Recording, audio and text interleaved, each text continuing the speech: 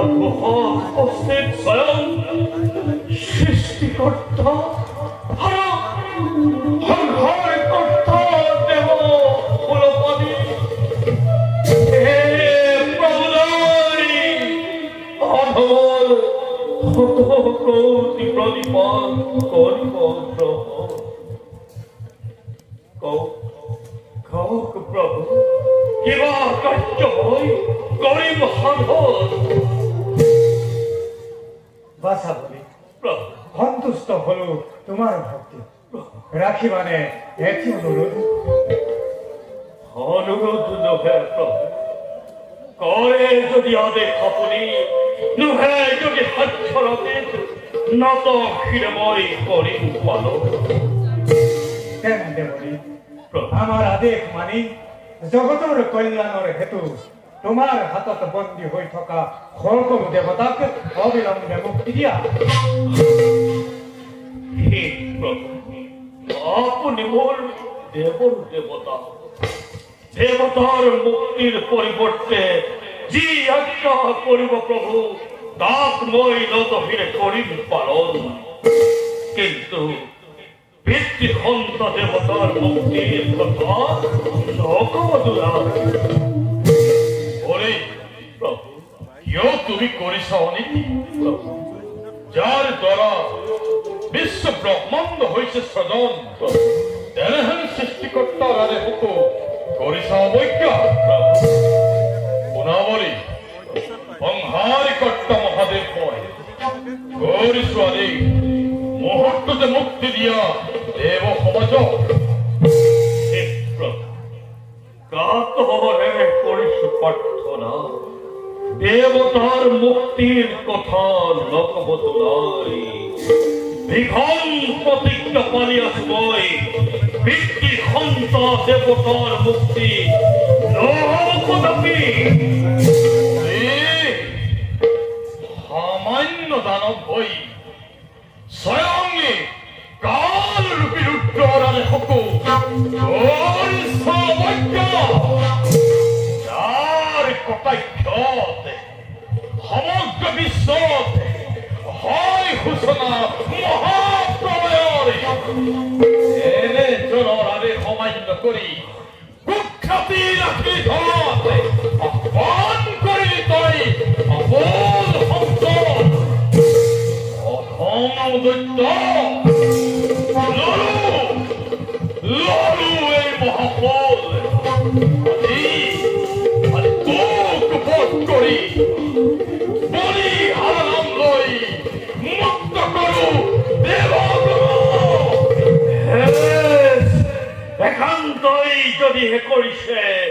একান্তই যদিহে কৰিছে ব্ৰহ্মৰ বংশা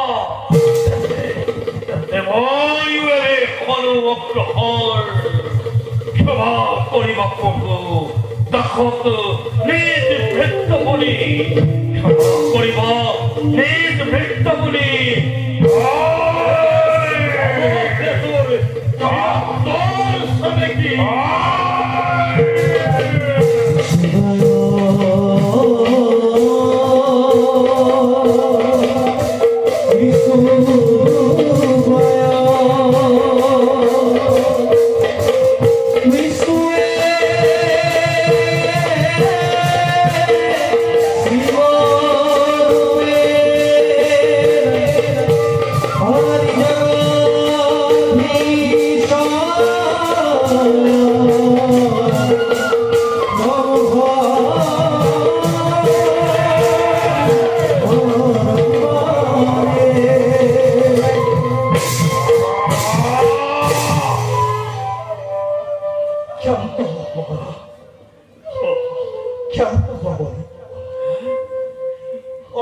সৃষ্টির বুকুত নকল বা প্রমাণ ঘোষণা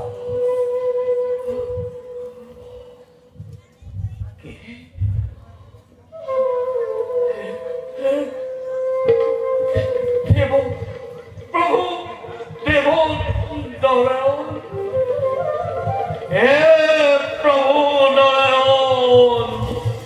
অধমর কত কোটি অপরাধ করিব বঞ্চনা হাসিবন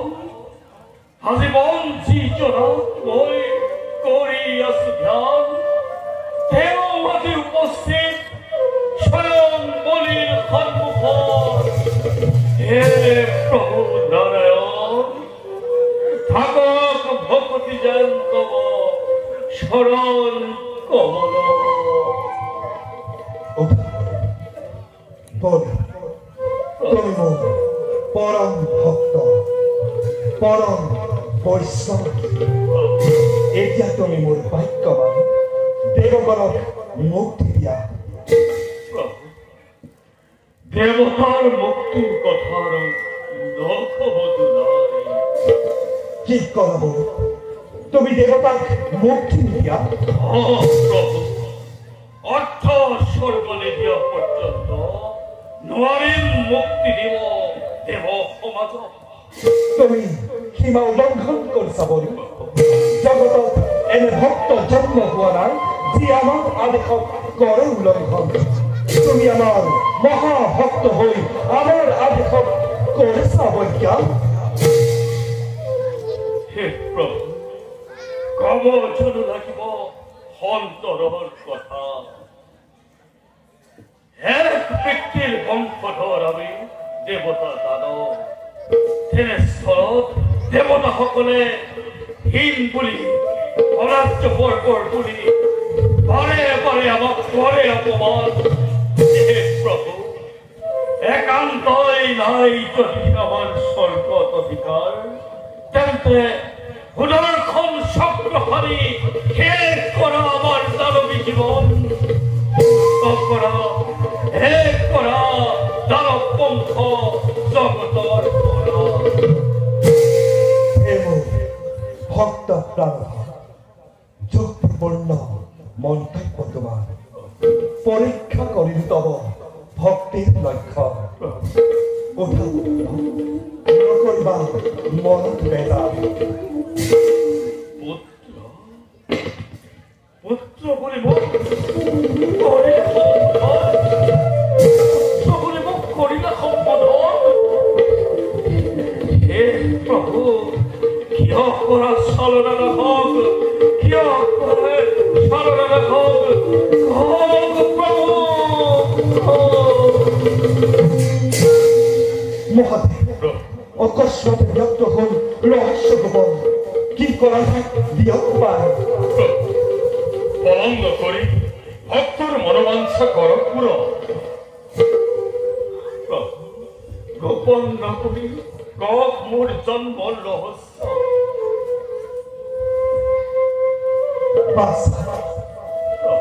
তুমি তুমি মোরেই পুত্র আর মই তোমার মাতৃ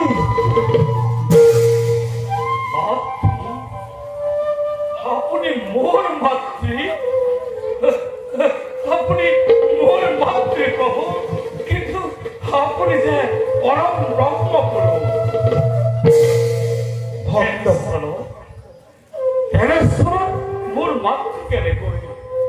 ভক্ত শিক্ষকত বল তোমার পৃথিবীর সন আমার এই দর্শনের বাবে সহস্র বছরে করছি তপস্যা সন্তুষ্ট হই আমিও দিলু দর্শন তোমার পিতৃয়ে আমার দরে 32 অলঙ্কার যুক্ত এক সুন্দরী কন্যা পত্নী রূপে আমাক কৰি প্ৰাৰ্থনা আমিও এক হাতত এপাত কংগন দি কৰো সেই কংগন তেওঁ যাকে পিন্ধাব তেওঁই আকাংক্ষিত কন্যালৈ ৰূপান্তৰিত হ'ব আৰু সেই কন্যা তেওঁৰ পত্নী হ'ব কিন্তু কম মুহূৰ্ততে তোমাৰ পিতৃ বিৰোচনে সেই কংগন আমাকেই দিছিল পিন্ধাই সত্যপাঠী আবদ্ধ সেইদিনাৰ পৰা বিৰোচনৰ পত্নী হ'ল কিছুদিন বিৰোচনৰ লগত বাস কৰাৰ পাছত বৈকুণ্ঠত আমাক লগ নাপায় হাহাকাৰ কৰি সৃষ্টিকৰ্তা ব্ৰহ্মদেৱ চাবিৰ ওচৰত তাৰ পাছত কি ঘটে ব্ৰহ্মদেৱে কব কবিতে বাচাবলৈ ধ্যান যোগে জানিব পাৰিলো মই বিৰোচনৰ পত্নী ৰূপে শ্ৰী হৰি কৰিছে নিবাস ভোলানাথ হবে আমি দুয়ো যথাস্থানে ধন্য কৰছি বিৰোচনৰ পত্নী ৰূপে নাৰায়ণে আমাক অন্ন দিয়াৰ খুজুকতে হাতৰ খাৰু আনি উঠিল মুহূৰ্ততে প্ৰভুৱে নিজ ৰূপ কৰিলে কিন্তু সেই সময়ত অন্তঃসত্ত্বা প্ৰভু নাৰায়ণ যাৰ গৰ্ভত তোমাৰ আছিল অৱস্থা ইয়াৰ পাছত ভোলানাথৰ মুখে শুনা খুবিছিল শুনা বলি উপায়ন্তৰ হৈ আমি ভগৱন্তৰ বাহু ফালি তোমাক বাহিৰ কৰিলো বাহুৰ পৰা জন্ম হবেই তোমাৰ নাম বলি আমিয়েই কৰিলো কলা শ্ৰী হৰি নাৰায়ণ তোমাৰ মাতৃ বুলি কলেও অত্যুক্তি কৰা নহব নিশ্চয়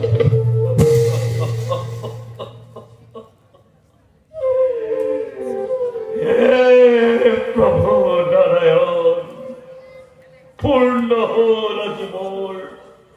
মনৰ কামনা পূৰ্ণ হল আজি মোৰ মনৰ কামনা চোৱা হে জগত পাখি চোৱা হে জগত পাখি বিশ্বর দলিত অস্পৃশ্য বলির মাতৃয়াতি স্বয়ং দেব নারায়ণ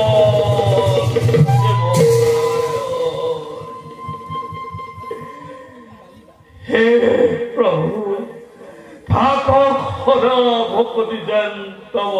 শরণ কমল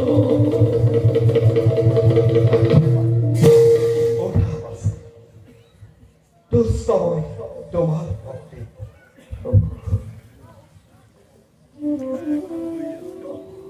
তুমি যে অমরাবতীর কারণে পরিশ্রাম তাতুক্কই বিখাও অমরাবতী আমি তোমার কারণে করি নির্মাণ মাত্র আমার বাক্য মানে দেবগণক মুক্তি দিয়া ত্যাগ করা অমরাবতী গমন করা আপন দায়িত্ব